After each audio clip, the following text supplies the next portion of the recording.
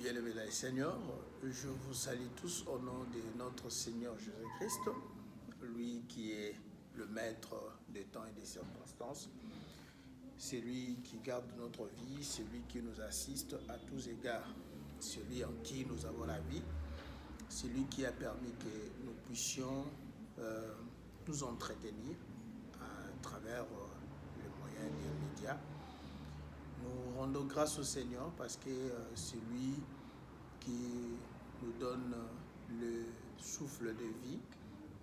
Nous savons qu'aujourd'hui, le monde est troublé, le monde est sous la pression de cette pandémie, que pour nous, nous considérons que ce n'est pas une nouvelle chose parce que chaque jour, il y a des différentes réalités qui frappent l'humanité. Alors, pour nous, nous croyons que toutes les réalités que nous vivons dans l'humanité, ce sont des choses qui doivent plus nous enseigner pour que nous puissions comprendre l'approche de Dieu sur l'humanité, nous puissions comprendre les temps dans lesquels nous nous trouvons, qu'est-ce que Dieu a comme programme, qu'est-ce que Dieu a comme plan. C'est très important. Alors aujourd'hui, Dieu a permis que nous puissions encore vous parler. Nous voulons prier avant de commencer. Dieu Tout-Puissant, nous rendons grâce à ton nom, pour ton amour et ta bonté, pour ta disposition, pour ton Saint-Esprit, pour ta miséricorde, pour ta grâce. Tu renouvelles chaque matin tes bontés sur nous, justement pour nous permettre de nous approcher de plus en plus devant ton honneur et de pouvoir rendre meilleure notre vie, de sorte que là où nous n'avons pas bien marché hier, que nous puissions améliorer aujourd'hui. Je bénis ces moments au nom de Jésus-Christ.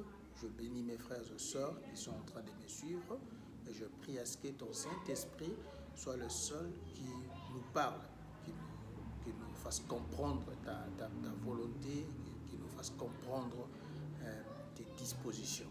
Je chasse l'ennemi autour de nous au nom de Jésus et je dis que la parole de l'homme soit mensonge et que la parole de Jésus soit la vérité. Au nom de Jésus-Christ, je prie. Amen. Alors, je bénis le Seigneur parce que chaque jour, il fait que nous puissions avoir la possibilité de partager la parole de Dieu. Alors aujourd'hui, nous allons parler d'un sujet, je ne sais pas, par rapport au temps que nous allons avoir, je ne sais pas combien de temps ça me prendra, mais je veux commencer aujourd'hui. Sachez que chaque fois, quand nous venons avec un sujet, notre objectif, ce n'est pas de terminer le sujet. Notre objectif, c'est que les enfants de Dieu comprennent la pensée de Dieu. C'est ça ce qui est important. Parce que pour chaque temps, chaque minute, chaque jour, Dieu a prévu une nourriture pour son peuple. Et cette nourriture, c'est la parole de Dieu. Et c'est ce que nous prenons pour fortifier nos esprits. Et chaque fois qu'un ministre de Dieu vous parle, il ne vous parle pas en son nom. Parce que rappelez-vous, Éphésiens 4 dit, il a donné aux uns comme apôtres, comme prophètes, comme docteurs, comme pasteurs, comme évangélistes. Donc tout ministre de Dieu n'agit pas en son compte.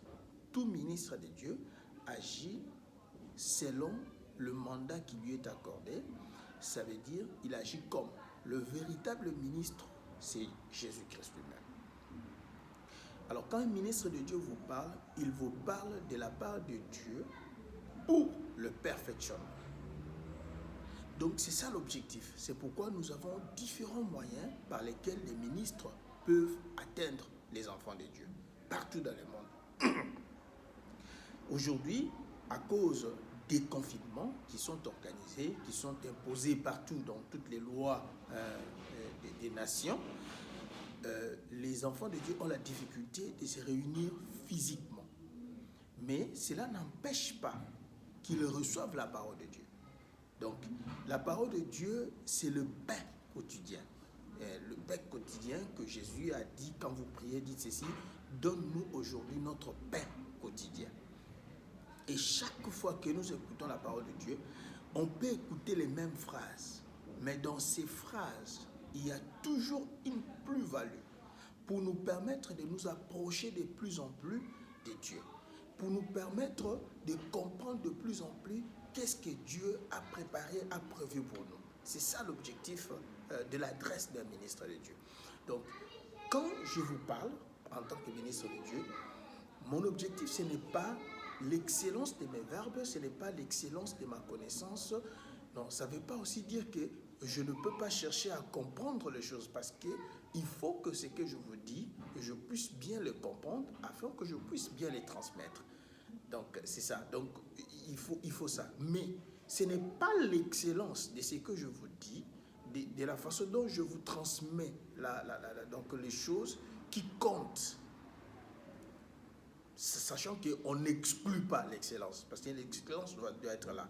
Mais ce n'est pas ça qui compte. Ce qui compte, c'est l'onction de Dieu qui est dans cette excellence pour permettre à ce que les enfants de Dieu comprennent qu'est-ce que Dieu est en train de vouloir pour leur vie.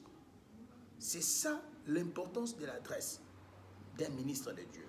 Tout ministre de Dieu, je voudrais dire, partout. Et c'est ça l'objectif. Donc tout ministre de Dieu, quand il vient vers vous, c'est pour vous parfaire, c'est pour vous donner des capacités de vous positionner dans ces mondes. Parce que, rappelez-vous, il a dit, je vous envoie comme des brebis au milieu de loups. Vous voyez, c'est très important quand il disait que je vous envoie comme des brebis au milieu de loups. Et moi, j'ai toujours rappelé les enfants de Dieu qu'une brebis, c'est compliqué parce qu'une brebis n'a pas de force, n'a pas de défense. C'est un animal sans défense. C'est ça un chrétien. Parce qu'il a dit lui-même, quand il était venu, il n'était pas venu comme un lion. Vous savez que sur le trône, il y avait un lion. Mais quand il est venu comme une brebis. Il est venu comme un agneau. Donc, un animal qui n'avait pas la capacité de s'auto-défendre. Voilà pourquoi quand il était devant Pilate, Pilate lui a dit, tu ne sais pas que j'ai le pouvoir de te libérer ou de te condamner. Il a regardé Pilate, il a rigolé, il a eu pitié de Pilate parce que Pilate ne savait pas de quoi il parlait. Il a dit à Pilate, personne ne peut prendre ma vie si moi, je ne lui donne pas l'autorisation. Donc, s'il était devant Pilate, c'est parce qu'il avait accepté de donner sa vie pour l'humanité. Donc, Pilate a été utilisé. C'était un acteur que Dieu était en train d'utiliser. Vous voyez? Donc, comme des brebis, nous avons besoin des outils qui puissent nous aider à survivre dans ces mondes. La Bible dit, vous êtes dans le monde, mais vous n'êtes pas du monde. Et le monde, c'est un système. Et ce système, ce système se matérialise autour de nous dans beaucoup de formes. Au niveau de la culture, c'est le système. Au niveau de votre tradition, c'est le système. Au niveau de votre intellectualisme, c'est le système. Au niveau politique, c'est le système. Au niveau financier, économique, social, c'est ça. Donc, maintenant, c'est ça ce qu'on appelle le monde. Alors, il dit, vous êtes dans le monde, mais vous n'êtes pas du monde. Donc, pour maintenant que les enfants de Dieu aient les outils nécessaires qui puissent les aider à faire face aux réalités du système dans lequel ils se trouvent. Parce que Jésus dit autrement, je vous aurais déjà récupéré du monde. Mais parce que vous êtes là, sachez que vous êtes là comme des brebis au milieu de loups. Maintenant, il nous donne deux façons par lesquelles nous devons être. Il dit, premièrement, soyez prudents comme les serpents. Deuxièmement, soyez sobres comme des colombes. Vous voyez, maintenant, toute cette façon-là d'être, d'être comme prudent comme les serpents, sobre comme la colombe, vous recevez ça où? à travers les différents enseignements que vous recevez de la part des ministres de Dieu, qui est Éphésiens chapitre 4. Donc, les différentes approches, les différents enseignements que nous recevons, c'est ça la nourriture, c'est ça, ce sont là les outils, les outillages, je pourrais dire, peut-être en ces termes-là, que nous avons besoin en termes d'être prudents comme les serpents et sobres comme la colombe, étant donné que nous sommes des brebis. Donc, j'ai toujours répété que tu n'as pas besoin de dire aux gens que tu es enfant de Dieu.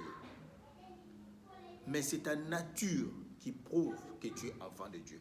C'est ce que tu vis qui démontre. Parce que l'arbre, on le reconnaît par son fruit. C'est le fruit qu'il porte qui définit l'arbre. Donc, on appelle un arbre par rapport au fruit qu'il porte. C'est ainsi que chaque fois, quand je parle, je dis toujours, quelqu'un qui n'a pas de jumeaux, comment peut-il être appelé, en termes de lingala, on appelle papa mapasa, ou bien le père des jumeaux. Donc, vous voyez quelqu'un qui est assis quelque part, il dit non, moi, il n'a pas de jumeaux, mais il aime seulement qu'on l'appelle papa mapasa ou le père des jumeaux. Ça n'a pas de sens. On t'appelle père de jumeaux parce que de ton sein sont sortis des jumeaux. Donc, je voudrais vraiment qu'on attire attention à cette introduction parce que ce sont des introductions que nous faisons chaque jour. Comme quand je prêche, je dis toujours que ce n'est pas parce qu'hier nous avons mangé le riz qu'aujourd'hui nous n'avons pas besoin de manger le riz. Nous mangeons le riz, nous mangeons le pain, nous mangeons la viande, nous mangeons les légumes chaque jour de notre vie pour que notre corps soit en forme, soit en bonne santé. Par contre, le corps a la nourriture qui est différente de l'esprit. Donc, si tu veux aussi que ton esprit soit en forme, tu as besoin de faire nourrir ton esprit de la nourriture qui lui convient. Et dans l'esprit aussi, de la même façon que le corps a des niveaux, c'est-à-dire des âges, il y a aussi des âges au niveau de l'esprit. Il y a un temps où tu es bébé, il y a un temps où tu grandis, tu deviens un jeune homme, il y a un temps où tu grandis, tu deviens un homme, où tu dois te marier, où tu as des responsabilités, tu deviens vieux, et ainsi de suite, et puis tu vas mourir. Donc dans l'esprit aussi, il y a des étapes. Tu ne peux pas, c'est-à-dire que plus que tu grandis, plus que ton esprit croît, ton esprit demandera aussi certaines formes de nourriture. Parce que quand tu étais bébé, tu te nourrissais des nourritures, des nourritures des bébés. Donc, par exemple, la bouillie, par exemple, c'est une nourriture qui permet à ce que l'enfant puisse bien digérer. Et quand l'enfant grandit, l'enfant a 3 ans, 4 ans, l'enfant change de régime alimentaire. C'est la même chose. Donc, je bénis le Seigneur pour ce temps. Et aujourd'hui, nous allons parler du concept du péché. Donc, je suis en train d'appeler ça le concept du péché parce que,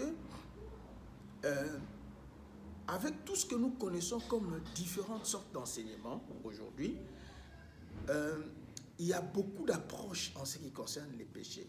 C'est pourquoi j'appelle ça le concept du péché. Donc, même toi qui me suis, peut-être à ton niveau, tu as une certaine façon, une certaine approche en ce qui concerne le péché. Tu as une certaine manière de voir qu'est-ce que le péché pour toi. Donc c'est peut-être la question que je peux te poser en commençant cet enseignement. Qu'est-ce que le péché pour toi? Parce qu'il y a même des gens qui disent qu'il n'existe pas le péché. Donc ils disent que c'est fini. Jésus était parti sur la croix pour mourir pour nos péchés. Et la Bible dit qu'il avait dit tout est accompli. Par conséquent, nous vivons sous la grâce. Donc les péchés, ça n'existait plus. Donc tout ce que nous faisons, Jésus avait déjà nettoyé, il a déjà prié pour nous. Je me rappelle, il y a un professeur qui nous enseignait sur un endroit qui se trouve en Israël, je crois, si je ne me trompe pas, c'est comme une grotte qui est là-bas. Donc cette grotte-là, quand vous y allez, vous avez la possibilité, si vous touchez à cette grotte-là, vous pouvez confesser vos péchés. Vous pouvez confesser vos péchés pendant 90 jours, c'est-à-dire avec seulement le fait de toucher la grotte, vous avez le pardon de vos péchés depuis ce jour-là jusqu'à 90 jours. Ça veut dire que tous ces jours-là, tout ce temps-là, le fait que vous avez touché à la grotte, si je ne me trompe pas, ça doit être 90 jours parce que c'était 3 mois, donc quelque chose de comme ça. Dieu vous pardonne vos péchés et il vous donne, c'est comme un saving, c'est comme une garantie. Donc que tout le péché que vous allez faire pendant 3 mois, 90 jours, Dieu ne va pas les compter, vous êtes pardonnés. Voilà, donc c'est un truc comme ça. Si ce n'est pas au niveau d'Israël, ça doit être au niveau de la Grèce ou quelque chose de comme ça. Donc je n'ai pas de précision de l'endroit, mais c'est une réalité. J'ai suivi ça dans un cours que je suivais auprès d'un professeur, j'ai oublié aussi le nom. Tout cela pour vous dire que chaque personne, dans son coin, elle a une certaine approche ou un certain concept de ce qu'il appelle péché. Mais à travers ce que je veux essayer d'élaborer, c'est pour amener les enfants de Dieu à réfléchir, à chercher à réfléchir par rapport aux Écritures, pour comprendre qu'est-ce que les Écritures disent à propos du péché. Parce que si nous pouvons seulement émettre des déclarations, mais ces déclarations ne sont pas fondées sur les Écritures, ça ne sert à rien. Parce que toute notre vie, ce sont les Écritures. Les Écritures, c'est la parole de Dieu. Les Écritures, c'est la parole de Dieu. Les Écritures, c'est comme un dessin qu'on a fait des dieux. Parce que quand Moïse était parti sur la montagne, Dieu lui a fait voir les choses. Donc, alors, quand il descend, il commence à dessiner ce qu'il avait vu. Donc, c'est ça. Donc, c'est ça les Écritures. Donc, nous voulons maintenant chercher à comprendre. Donc, à travers maintenant les Écritures, nous comprenons la pensée de Dieu concernant le péché. Vous voyez, c'est ça mon objectif à travers. Je vais y aller un peu lentement et c'est pourquoi je fais une longue introduction pour que vous puissiez comprendre qu'aujourd'hui, nous avons un grand problème, tellement qu'il y a beaucoup d'enseignements, il y a beaucoup des doctrines. Cela crée un peu de confusion. Mais mon souci, c'est que chaque enfant de Dieu, quand il est en train de regarder sa vie spirituelle, qu'il ne regarde pas ça par rapport aux arguments des gens. Il faut regarder ça par rapport à la parole de Dieu. Tout argument qui est émis doit être par rapport à la parole de Dieu. Donc c'est ça ce qui est important.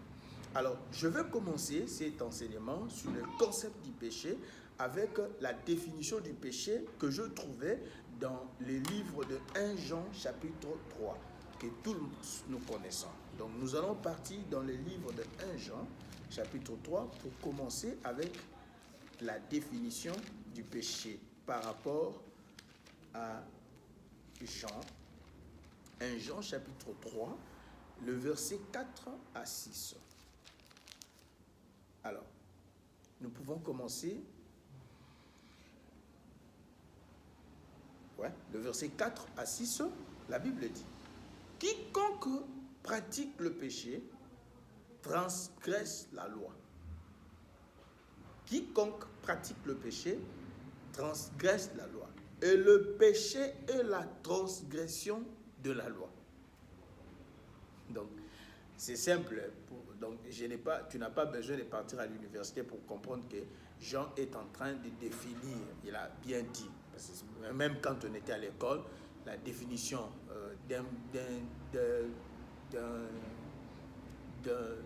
d'une chose, ou bien, par exemple, je ne sais pas comment je peux expliquer ça. Donc, on dit, par exemple, qu'est-ce que la table? Donc, quand on dit définissez la table, on dit la table est donc, on donne la table est un instrument avec lequel on se sert pour manger, pour utiliser dans le bureau. Donc, c'est ça. Donc, ici, il dit bien que le péché est la transgression de la loi. Donc, je peux dire que cet enseignement, déjà si on lit cette histoire, on peut dire, bon, c'est terminé, l'enseignement est terminé. Donc, le péché, c'est la transgression de la loi. Mais maintenant, si on dit à quelqu'un, le péché, c'est la transgression de la loi, il faut chercher à comprendre la pensée émise par l'apôtre Jean. Quand il était en train de dire la transgression de la loi, tout en sachant qu'entre guillemets, nous ne sommes pas sauvés par la loi, mais nous sommes sauvés par la grâce.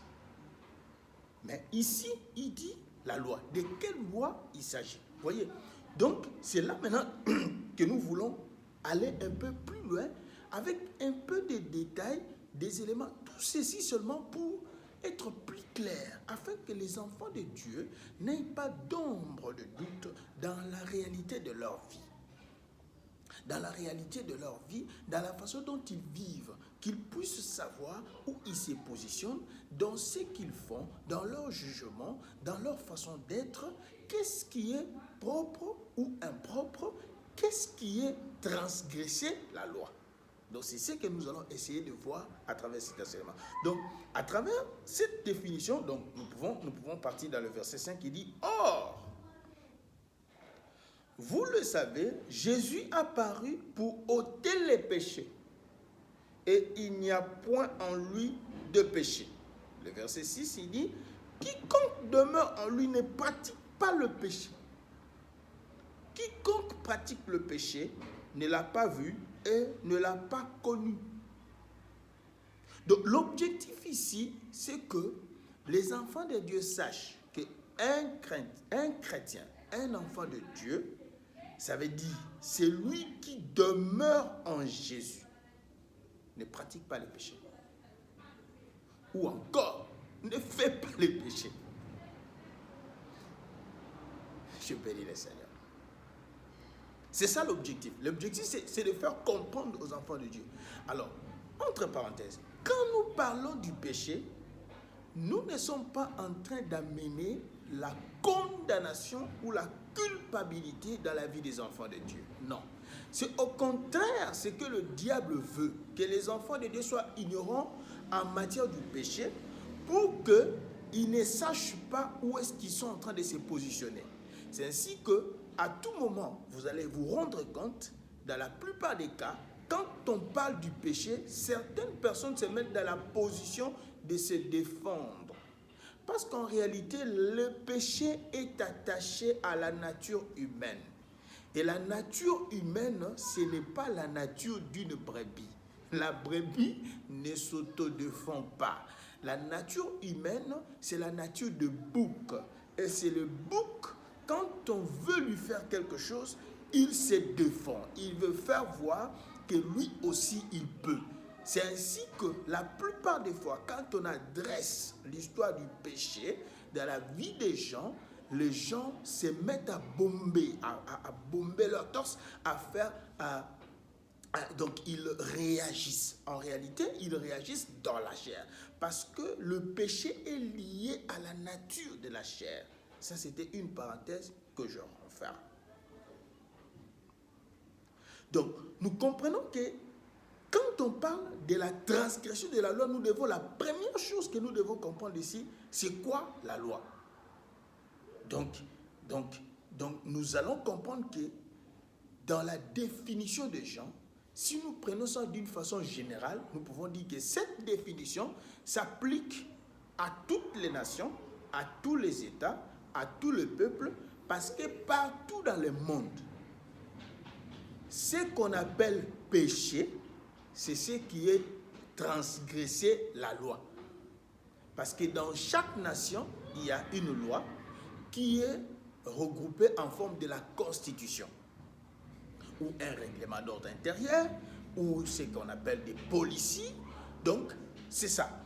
Donc, la loi qui régit un pays est appelée, donc, dans beaucoup de nations, sous forme de la Constitution, à tel point qu'il il y a beaucoup de nations qui ont même créé des cours de constitution. Donc, cour constitutionnelle. C'est-à-dire une cour qui est seulement en charge d'interpréter la loi. Donc, pourquoi? Si les gens n'arrivent pas à bien comprendre comment on peut appliquer la loi, il y a une cour qui est seulement là pour aider les peuples à bien comprendre la loi. Donc, vous devez savoir que au niveau d'Israël, les gens qui étaient habilités à bien comprendre la loi, on les appelait des scribes. Et ils étaient dans cette classe-là avec les pharisiens, les docteurs de la loi, les sadducéens. C'était des gens qui étaient impliqués dans les Écritures. Ils cherchaient à comprendre, donc ça dit qu'ils avaient la maîtrise. Donc, ils lisaient les Écritures, ils lisaient la loi, et ils étaient là, ils partaient à l'école pour avoir cette maîtrise, afin d'aider le peuple à comprendre qu'est-ce que Dieu veut. Donc, si on parle d'une façon générale, cette définition correspond très bien à toutes les nations. Mais le problème, c'est que ce qui peut être correct dans une loi d'une nation A n'est pas nécessairement correct dans une loi d'une nation B. C'est là que nous comprenons que par rapport à cette définition, si on s'arrête seulement à la transgression de la loi, nous ne pourrons pas bien comprendre qu'est-ce que le péché. Parce que, nous prenons les cas, dans une nation A, leur loi peut dire que celui qui se marie, je vais prendre, excusez-moi, je vais prendre seulement un cas, je vais prendre un cas précis. Donc, c'est ce qui se passe aujourd'hui dans le monde. Celui qui se marie à, donc un homme qui se marie à un homme, dans la loi d'une nation A, ils disent que c'est condamnable. Ça veut dire que si un homme se marie avec un autre homme, cette loi-là, comme dans la disposition de cette loi, ce n'est pas permis, ces deux personnes se retrouvent en train de transgresser la loi. Donc, en d'autres termes, ils sont en train de pécher. Donc, comme ils sont en train de pécher, ils sont condamnables parce que la disposition de leur loi dit que si deux personnes de même sexe se marient, ces personnes-là sont en train de transgresser la loi. Par contre, il y a dans la constitution d'une nation B où on dit que le mariage est libéral. Toute personne de n'importe quel sexe sont libres de se marier. Donc dans cette loi, dans cette nation-là, la loi donne l'ouverture à un homme de se marier avec un autre homme.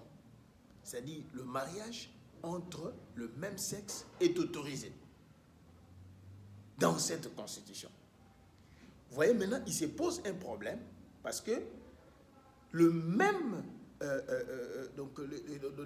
personnes, si elles sont dans une nation, dans la nation A, elles seront condamnées, mais si elles partent dans la nation B, elles ne seront pas condamnées.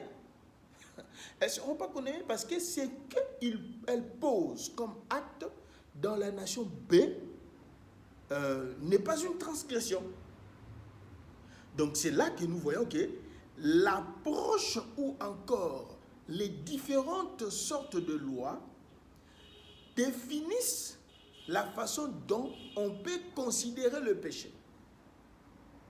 Donc, je suis en train de partir lentement pour que, partant de la définition des gens, nous puissions nous positionner et puis comprendre maintenant, nous les enfants de Dieu, notre approche du péché se retrouve à quel niveau? Voyez, rappelez-vous, j'ai commencé par dire que quand on parle de la loi, on voit les traditions, on voit les habitudes, on voit les cultures, on voit les systèmes, toutes ces choses-là. C'est ce qui constitue les différentes sortes de lois qui régissent des peuples, des nations, ainsi de suite. Maintenant, dans chaque loi, il y a des dispositions. Et quand quelqu'un marche à l'encontre de cette disposition, c'est ce qu'on appelle une transgression. Et cette transgression-là, c'est ce qu'on appelle un péché. Alors maintenant, nous nous retrouvons que les nations sont multiples dans le monde parce que les lois des mondes, les lois des gens, les peuples sont élaborées par des hommes.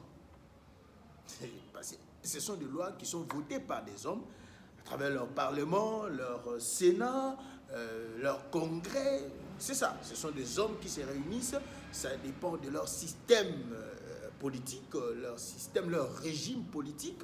Ils peuvent être dans un régime démocratique où c'est la majorité. Donc ça, c'est un autre domaine. Je ne peux pas aller en détail parce que je ne connais pas beaucoup. Mais c'est comme ça, et les gens vont se réunir et ils vont voter des lois.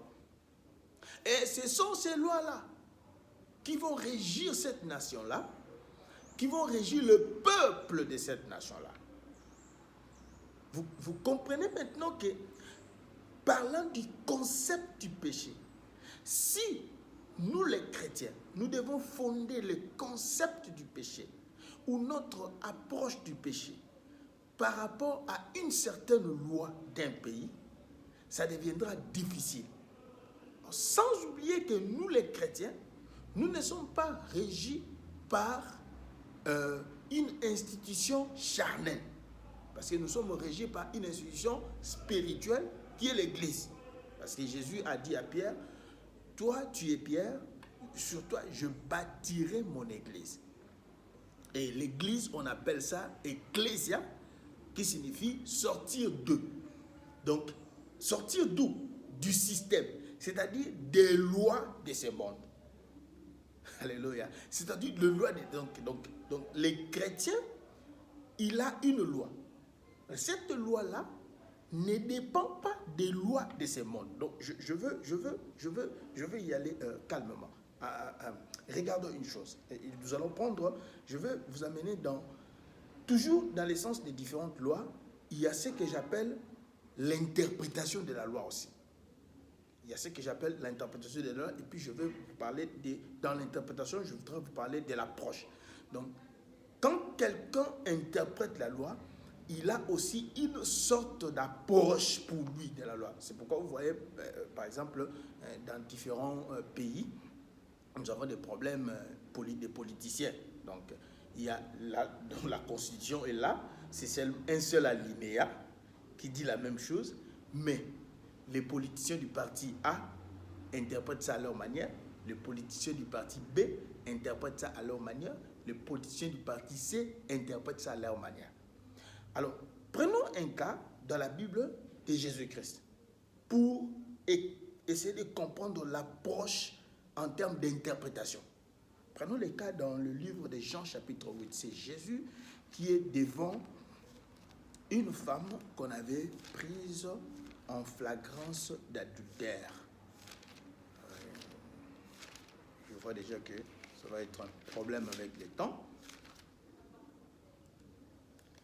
Nous sommes dans le livre de Jean chapitre 8. Je vais lire à partir du verset 1. Donc, l'histoire c'est du verset 1 au verset 11. Jean chapitre 8, le verset 1 au verset 11. Nous lisons la parole de Dieu au nom de Jésus-Christ. Jésus se rendit à la montagne des Oliviers. Mais dès le matin, il alla de nouveau dans le temple et tout le peuple vint à lui. S'étant assis, il les enseignait. Alors, les scribes et les pharisiens amenèrent une femme surprise en adultère. Surprise en adultère, donc la femme est sortie avec un autre homme qui n'est pas son mari. Bon, je ne sais pas si la femme était mariée, elle est sortie avec un autre homme, ou bien la femme n'était pas mariée, elle est sortie avec un homme marié, parce que tous les deux cas, c'est l'adultère. Donc, une femme qui sort, attendez, une femme mariée qui sort avec un autre homme, c'est ça l'adultère. Voilà, c'est ça l'adultère. Donc, et la plaçant au milieu du peuple, ils dirent à Jésus, « Maître, cette femme a été surprise en flagrant délit d'adultère. Moïse, dans la loi, nous a ordonné de lapider de telles femmes. Toi donc, que dis-tu » Deux approches. Alléluia. Moïse dans la loi. Vous voyez? Donc, ils sont venus avec une approche qui est la loi de Moïse. Dans la loi de Moïse, on dit que de telles femmes, quand on les retrouve, de telles femmes, quand on les retrouve, on doit les lapider. Deuxième approche, toi, qu'est-ce que tu dis? Rappelez-vous, dans Jean chapitre, je vais dire ça, j'aime beaucoup ça, Jean chapitre 1,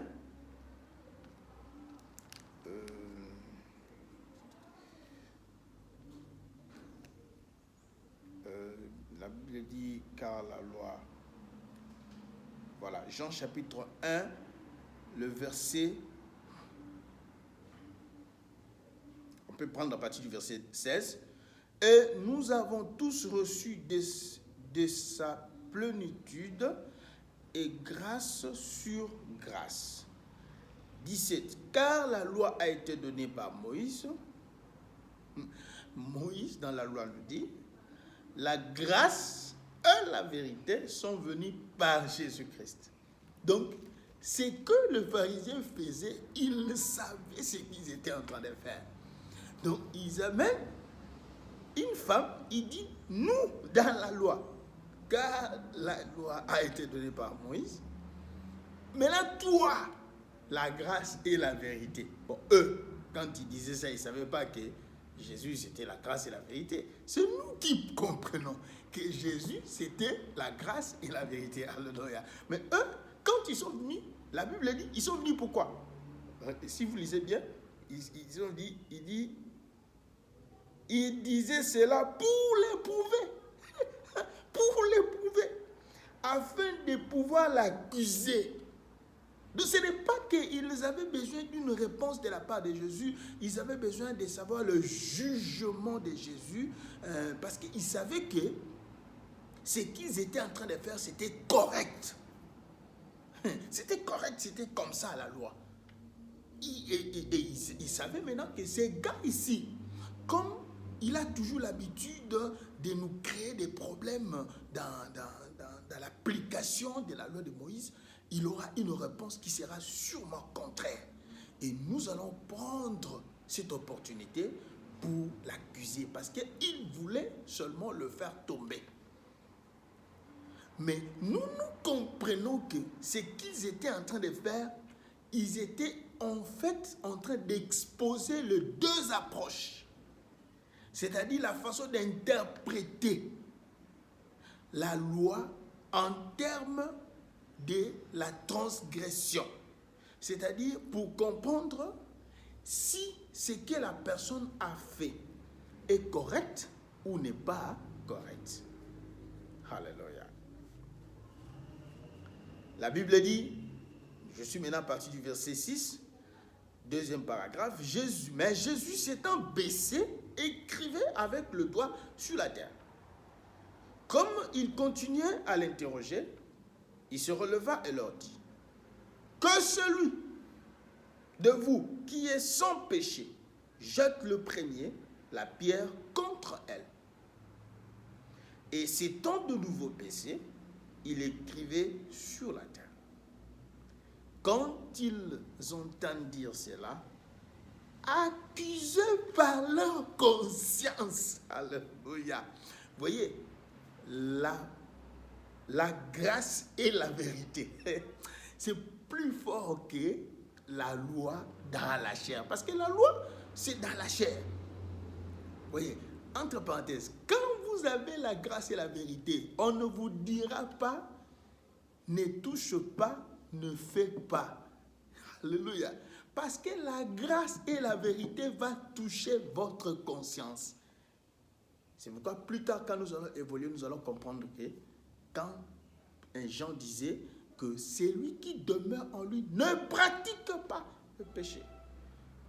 Donc ces choses, nous sommes en train de les dire seulement pour que les enfants de Dieu comprennent couleur, nous, enfants de Dieu, nous présentons auprès de l'humanité? Rappelez-vous, Paul a dit que nous sommes des lettres vivantes écrites de la main de Dieu. C'est-à-dire, quand le monde regarde un chrétien, il voit l'expression de Dieu. Donc, en d'autres termes, en voyant un chrétien, le chrétien est un enseignement. C'est pourquoi notre approche sur le péché doit être plus profonde et plus excellente. Et même avec beaucoup de rigueur. Pas pour pouvoir culpabiliser les gens. Parce que moi, quand je prêche sur le péché, je n'ai pas besoin de culpabiliser quelqu'un. Parce que si quelqu'un pense que quand on lui parle de son état, des choses mauvaises qu'il fait dans sa vie, on est en train de le condamner. En réalité, c'est une personne qui n'a pas encore été en Jésus, qui n'a pas le Saint-Esprit.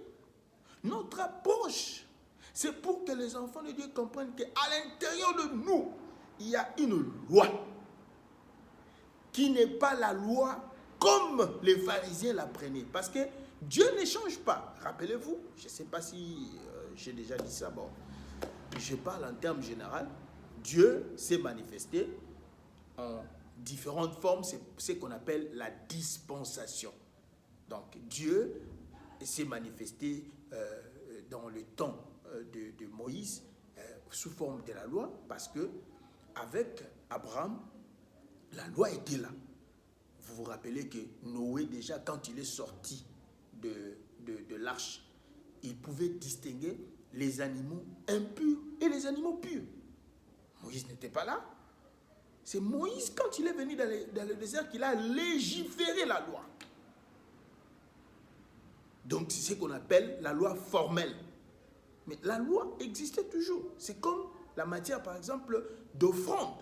Ça existait déjà. Parce que nous avons vu Abraham payer la dîme. Nous avons vu Jacob payer la dîme. Ce n'était pas parce qu'il y avait une loi en rapport avec l'offrande. Donc, toutes ces choses pour dire que Dieu ne change pas. Il est le même hier, aujourd'hui et éternellement. Et la Bible dit, il n'y a rien de nouveau sur la terre. Dieu ne ramène que ce qui était. Donc, ce qui était, c'est ce qui est. Et c'est ce qui sera. Donc, quand nous regardons les choses, nous voyons seulement la différence. Donc, ça veut dire que si ce qui était, c'est ce qui était, ça signifie que si on utilise la même onction de Dieu, dans ce qui est, nous serons capables, donc la même onction de Dieu qui a été utilisée dans ce qui était, nous serons capables de résoudre les réalités de ce qui est. Alléluia. Parce qu'il ne change pas. Voyez. Donc, si nous comprenons cet aspect, ça nous donne une pensée exacte de qu'est-ce que Dieu attend de nous. Alors, la Bible dit que quand ils entendirent cela, accusés par leur conscience, c'est là où je me suis arrêté, ils se retirèrent un à un, depuis les plus âgés jusqu'au dernier, et Jésus resta seul avec la femme qui était là au milieu. Tous, ils sont partis. Parce que chacun a pu examiner sa conscience, il s'est rendu compte que non, baf, il y a quelque chose. Mais ce n'est pas qu'ils sont partis comme quoi ils ont justifié Jésus. Mais ils sont partis parce qu'ils se sont rendus compte qu'eux aussi, ils ont quelque chose. Mais quant à la pratique de la femme, ils se sont dit que cette femme a fait l'adultère. En principe, selon la loi, on devait la lapider. C'est là qu'ils ont trouvé des points pour pouvoir accuser. Parce qu'ils se disent, non, c'est homme de Jésus. Si on le laisse comme ça, les femmes deviendront têtues. Les gens ne vont plus respecter la loi. Nous aurons des problèmes. Parce qu'ils savent que eux-mêmes qui enseignent la loi, dans les cachettes, ils font des choses qui sont en train de détruire la loi. Mais ils veulent seulement que le public sache que c'est ça ce que nous approchons, c'est ça ce que nous reprochons à l'Église. Nous ne devons pas dire autre chose et vivre autre chose. Un enfant de Dieu il dit une chose et il vit la même chose. Je ne dis pas A et je vis B. Non. Ce que je dis, c'est ce que je vis. C'est ça un enfant de Dieu. C'est ça un chrétien. Et la Bible dit, je vais continuer pour terminer, alors, et s'étant relevé, et ne voyant plus que la femme, Jésus lui dit, femme, où sont ceux qui t'accusaient? Personne n'est-il condamné? Elle répondit, non, Seigneur. Et Jésus lui dit, je ne te condamne pas non plus. C'est ça, c'est ici le point le plus important. Regardez bien. Regardez, suivez très bien. Je ne te condamne plus non plus. En fait, je ne te condamne pas non plus. Va et ne pêche pas. Alléluia. Va et ne pêche plus. Excusez-moi. Va et ne pêche plus. Qu'est-ce qui se passe là-bas? Le Seigneur est en train de reconnaître que ce que la femme a fait, c'était un péché. Le fait qu'elle était prise en flagrance d'adultère, c'était un péché. Parce qu'il dit très bien, va et ne pêche plus. Voyez, si maintenant quelqu'un prend que non, voilà, le Seigneur même avait libéré la femme qui était adultère, voilà, nous, Dieu, il regarde dans le cœur, Dieu, il regarde dans le cœur, mais la Bible dit, c'est de l'abondance du cœur que la bouche parle. Tu ne peux pas dire que tu as un bon cœur pendant que dans ta vie, il y a des insultes, il y a la haine, il y a la jalousie. Ça n'a pas de sens. Que Dieu regarde le cœur, mais non, ça n'a pas de sens. Oui, Dieu regarde le cœur, mais ce qui est dans le cœur, c'est manifeste dans notre figure, dans notre face. Ça veut dire dans nos actes, dans nos vies. Même si tu es hypocrite ici, même si les gens ne peuvent pas voir ce que tu vois, ce que tu fais. Mais là où tu fais ça dans les cachettes là, c'est ça ta vie. Tu vois, c'est ça ta vie. Même si on ne peut pas voir ça parce que quand tu es devant les gens, tu peux parler comme un homme irréprochable, tu es bon, tout le monde t'apprécie. Mais c'est que tu vis dans les cachettes là, c'est ça ta vie. Et Dieu voit ça. Alors le Seigneur dit à la femme, va et ne pêche plus. Voyez, ici, j'étais seulement en train de vous amener dans l'interprétation qui est au fait Jésus qui interprète le péché par rapport à la grâce et la vérité, et le pharisien qui interprète le péché par rapport à la loi de Moïse. Mais Jésus, interprétant le péché par rapport à la grâce et la vérité, n'est pas en train de dire que femme, parce que je suis là pour te défendre, pour t'assister, pour te couvrir, c'est fini, tu peux vivre comme tu veux, tu peux faire tout ce que tu veux. Non, ce n'est pas le message que Jésus transmet.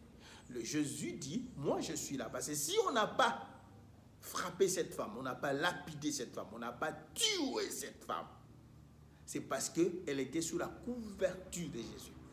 Les ailes de Jésus l'ont couvert. Ce qui a fait qu'on ne pouvait pas l'atteindre. Mais étant sous cette couverture, la couverture lui dit, parce que la couverture, c'est ça la grâce. Maintenant, dans cette couverture, il y a la vérité. Bon, la Bible dit que vous connaîtrez la vérité, et la vérité fera quoi? Vous affranchira. Ne pêche plus, c'est ça l'affranchissement. C'est pourquoi, si vous regardez l'idée des gens, dans 1 Jean, il a dit, parce que celui qui est en Dieu ne pêche, ne pratique pas le péché. Nous sommes en train d'avancer petit à petit. Donc, vous comprenez maintenant que dans le cadre de l'approche, l'Église ou les enfants de Dieu n'ont pas la même façon d'approcher les péchés par rapport aux nations ou aux gens qui sont dans le monde. Si quelqu'un est dans l'Église, mais lui, la conception du péché est par rapport à sa coutume, par rapport à sa culture, par rapport à sa tradition, ça devient un problème. C'est ce qui fait que nous avons la parole de Dieu, nous avons la Bible, qui est la référence. Donc, nous les chrétiens, notre jugement du péché, nous prenons ça par rapport aux Écritures, par rapport à la parole de Dieu. Parce que c'est très important la façon dont tu juges les réalités. C'est ce qui va déterminer. Alors, nous allons prendre une écriture pour voir, dans le cadre toujours de l'approche d'un chrétien. Je veux terminer dans quelques minutes pour cette partie. Et c'est là où je veux clôturer à travers cette écriture. Regardez, le chrétien, son approche doit être basée sur la parole et non sur sa culture, son intellectualisme, parce que quelqu'un qui a beaucoup étudié a des approches différentes, tu vois. Alors, il peut prendre cette manière-là de l'unir, parce qu'il est docteur, il est professeur, il peut prendre ça, il amène ça à l'église. Donc, il a sa manière de voir le péché. C'est ça. Alors, la Bible dit que nous, notre façon de voir le péché ne doit pas être par rapport à notre culture, par rapport à notre tradition, par rapport à notre loi du pays, hein, par rapport à la loi du pays. Effectivement, les choses qui sont dans la loi du pays, si elles sont conformes à la Bible, nous disons gloire à Dieu. Mais si elles ne sont pas conformes à la Bible sacrée, ça devient un problème. C'est pourquoi nous devons faire attention. Alors, si nous ne comprenons pas la pensée de Dieu, qui est la loi de Dieu, que Jean est en train de dire, le péché c'est la transgression de la loi, alors il sera difficile pour que nous puissions aussi définir le péché tel que Jean est en train de le définir.